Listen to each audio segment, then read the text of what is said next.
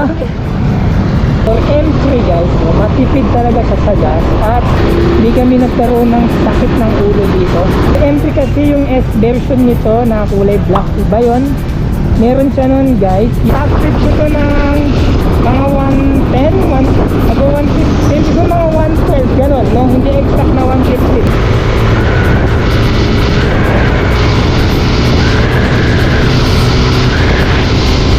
No, ito si Buddy Mat, tingnan niyo yung itsura niya, di ba?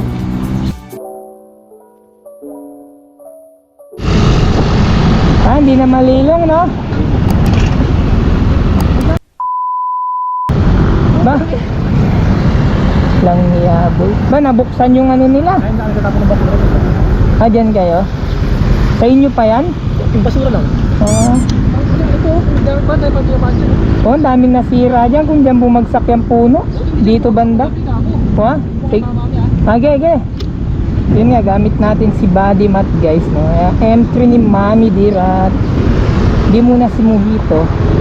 Matesting naman din si Buddy Mat, no? Dahil lagi na lang si Mojito ang ating gamit. Okay. I-review sana natin ngayon si Buddy Mat guys, no? Kung kamusta na siya sa loob ng 3 years. So far, okay naman. Hindi nga nagkaroon ng sakit ng ulo to guys eh. Nauna pang nagkasakit si Mojito kaysa kay Buddy Mat. Buddy Mat kasi pangalan nitong M3 ni Mama guys. Dito tayo sa gilid dahil motor tayo. Yan, saka hindi naman tayo mabilis magpapatakbo guys. Simple lang ang takbuhan natin, ganito lang. Ayun nga, no? Kamusta ba si Buddy Mat sa loob na, naka-5. Kamusta siya sa loob ng 3 years, no? 3 years and ilang buwan na rin, hindi ko sure kung 6 months. Actually, sulit na sulit guys. Until now, ito siya, napakaganda pa rin at napakatipid talaga sa gas. Yun ang isang masasabi ko dito kay MIUI or M3 guys, no? Matipid talaga siya sa gas. At kung matatanong niyo naman siya sa power, kamusta ba yung power output ni M3, no? Sakto lang naman yung power, no? Meron siya yan, tulad yan, gusto mong iwas-was, lalo na kapag mag-isa ka at mas magaan na tulad ko, no? Depende rin naman sa bigat ng rider yun. May power siya guys, yun lang, kapag overtake ka siguro sa mga 80 km per hour ang takbo, mga ganon, kung sakto na 80 km ang habulin mo, medyo hirap niyang hatakin yan guys. Ang pinaka ideal doon na gawin ay siguro dapat sagad na 100 yung takbo mo. Sagad na, no? Na para ma-overtake mo yung ganon, nakabuelo ka na. Pero kung mag-uumpisa ka lang sa 60 above, hirap guys. Kasi na-try ko na ilang beses yan sa kanya, no? Pero yung 100 guys, aabutin naman niya. Yun lang, hindi ganun kabilis, no? Mayroon din ilang segundo bago mo maabot yung 100, no? Natakbo niya. Unless talagang tawag dito,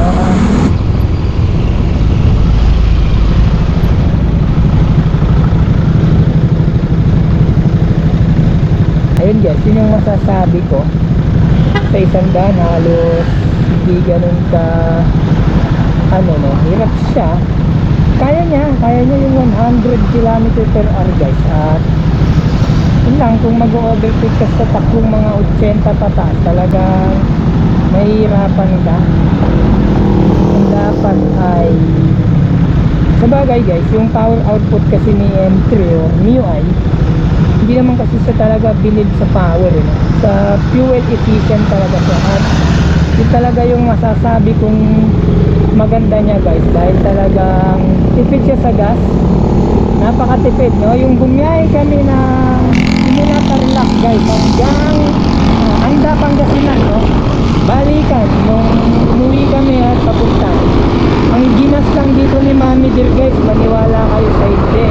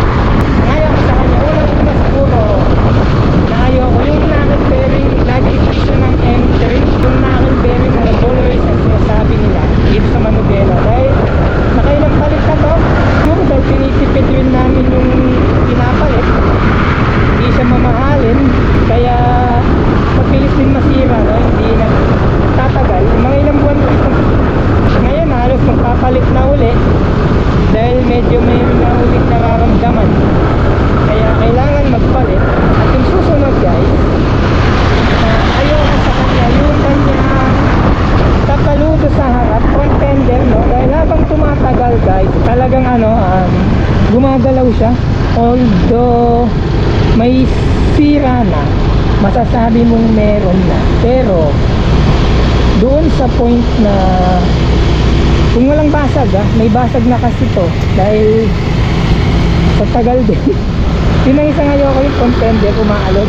Meron namang mga pang remedyo kaso nabasag na kailangan na palitan yun. Tapos ano pa bang ayaw ko sa kanya, halos yun lang guys.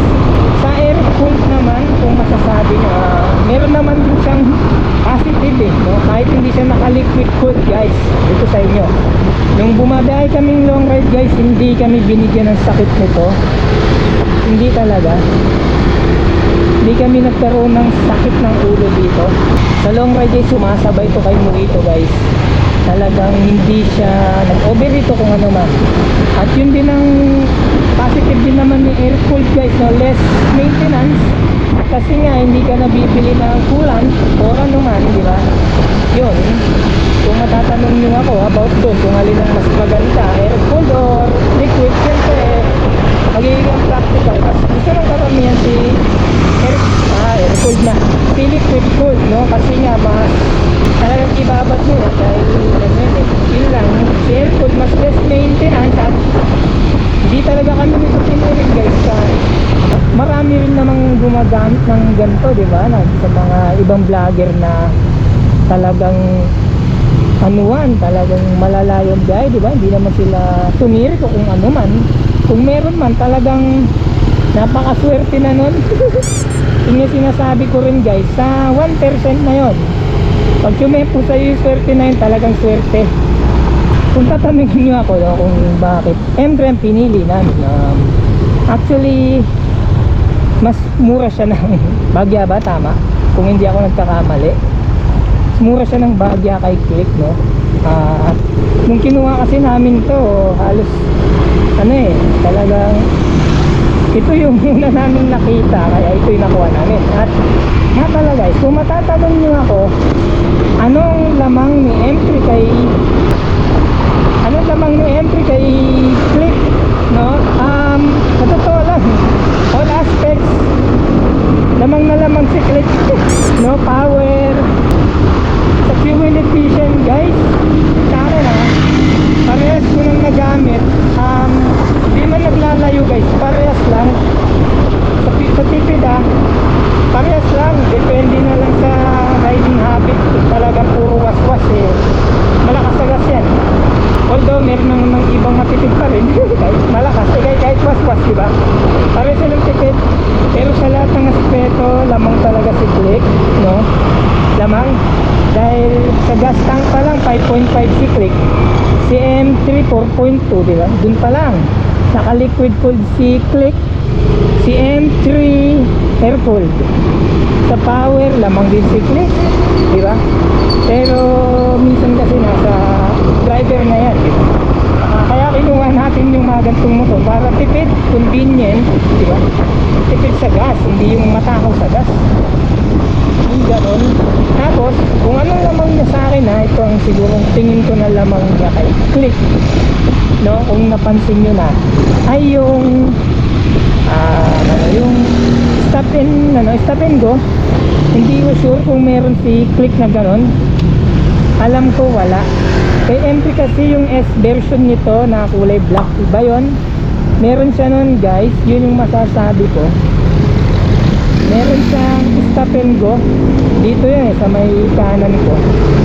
Kapag traffic, diba, na bigla na lang nasa stoplight ka, 5 seconds mamamatay ng kusa yung motor. Tapos pag mo na, ginalaw mo yung silinyador mo, yung throttle, kahit ano mo lang, na-under na siya, diba? Yun yung nakikita kong lamang niya kay Click 125. Yun yung isa kong nakikitang lamang guys.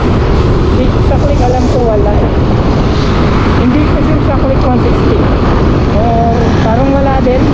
Comment nyo na lang kung meron, pero alam ko parang wala talaga. Kahit yung mga S version na lumabas ni Click na 125 na bagong kulay, ganun, wala silang stop and go. Hindi ka mukha ni M3 meron, sa S version meron.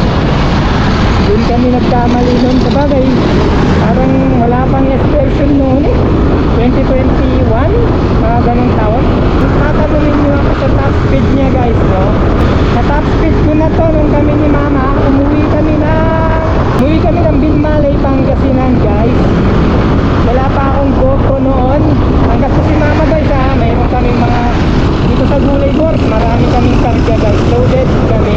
Top speed ko to ng mga 110, mag-115, siguro mga 112, gano'n, no? Hindi exact na 115, 112 guys, mga gano'n. Yun yung top speed na nakuha ko dito, pero matagal kong hinila yung top speed guys, talagang matagal kong hinatak yun. Kasi mahaba yung Manikitarlac, San Manuel. Yan, kung dumadaan kayo dyan, na mahaba yan. Doon ko nakuha yung top speed nito na 112 o 115 o sa mga ganon. Kasi yung speed odometer ko nung guys dito na. Ito. Yan, dito sa may buhay sa puti. Lumagpas lang ako ng konti doon guys. Konti lang. Welcome, di ba? Welcome to Bamban.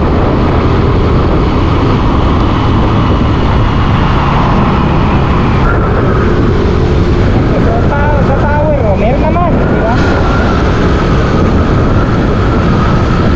Ito open. Tubuhan natin yung senta.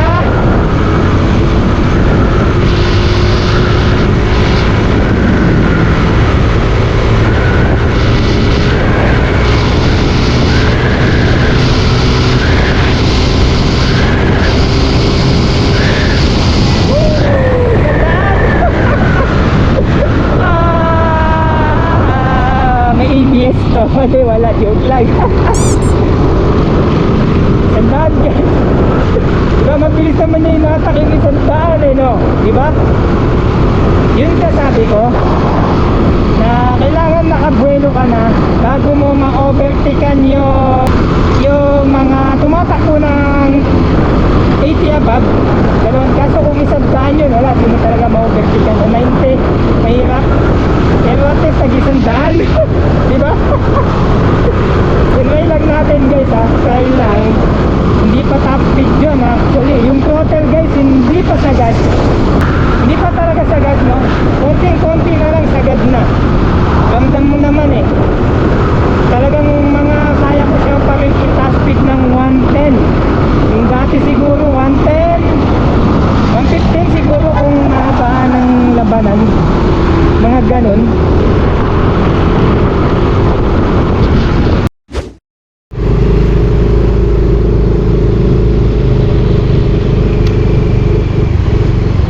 Okay, pwede na dito.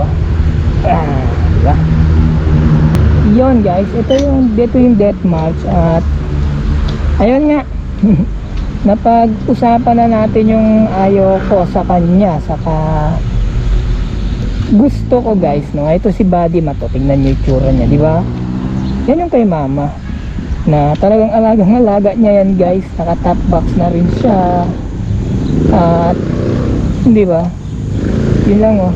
Yun lang masasabi ko naman. Kung sa tipid sa hindi pa pala siya naliligo. Yun lang masasabi ko guys. Kung tipid naman sa gas ay yun nga, yun ang isang gusto ko sa kanya. Tipid sa gas. Tapos ano pa ba? Di sa looks. Guys, tipid siya sa gas. Tapos sa looks okay naman. Wala akong masasabi. No, sa itsura niya pogi pa rin naman di ba? Di ba?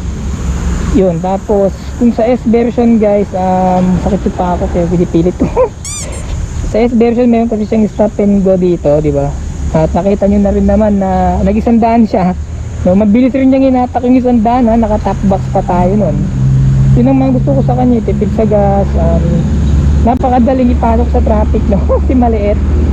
Hindi ka mukha ni Aerox Mojito, medyo minsan hindi na talaga kasya pag di na kasya. At sa gulong guys, alam ko hindi na to, iba na tong gulong ni mama, no? Naka 100/80 to, medyo mataba, no? Medyo mataba yung pinalit niya.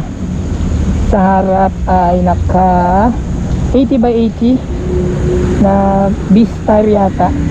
Yung dati IRC yata yun, no? At yung ayoko nga, yung kanyang ball race, no, or knuckle bearing, talagang yun ang isang issue sa ito. So maalog kasi ito. Ayan oh, pag tumatagal talagang maalog. Issue niya yun. At may konti siyang gas-gas. Konti lang naman. Yung gas-gas dito, kasalanan to ng aso eh, ni Pampang. Pampang. At ito, yan, sa ano to, ito sa terrace, sumabit. Kasalanan ko yun. Yun doon. Yan guys, no? Overall, yun lang masasabi ko. Yun lang yung dalawang ayoko eh. Pero yung gusto ko sa kanya, halos positive naman. Sa suspension niya, mas maganda pa yung suspension niya kaysa sa Aerox, sa totoo lang. At yun lang, naka-air-cooled ka dahil, pero mas less maintenance siya guys. At hindi ka naman niya ititirik sa daan, di ba? Yun ang isa, dahil subok na talaga, proven tested na to. Hindi naman nagkaroon talaga ng sakit sa ulo tong motor na to. Hindi talaga. Nauna pa nagkaroon ng sakit ng ulo si Mojito, si Aerox natin. Ayun guys, talagay ko. Ito yung death march shrine dito sa Katas guys. Ito yung isa. Yan, gusto nyo pumasyal dito, may playground dyan, pwede kayo maglakad-lakad dyan. Inayos na nila to, hindi ganito dati itsura nito nung maliit ako, pero ngayon maganda na. At yun lang guys, no, sa mga umabot dito sa dulo ng ating video guys, huwag nyo pong kalimutan mag like and subscribe kung nag-enjoy kayo dito sa video natin for today. At i-share nyo na rin guys para dumami tayo, no. Saka yun nga, nag-enjoy kayo ito, walang kwenta nating video. At gusto nyo pumasyal dito sa Tarlac guys, maraming papasyalan dito, isearch nyo lang kay Google. Hindi ko kabisado yung iba kahit taga dito ako ito. Yun lang guys, maraming salamat, see you sa next vlog, at thank you, I'm out. Sayonara guys, uuwi na ako sa bahay, malapit na dito yun. Ayusin ko lang si body mat guys, no. Ayusin natin yung pwesto niya. Yan, dito.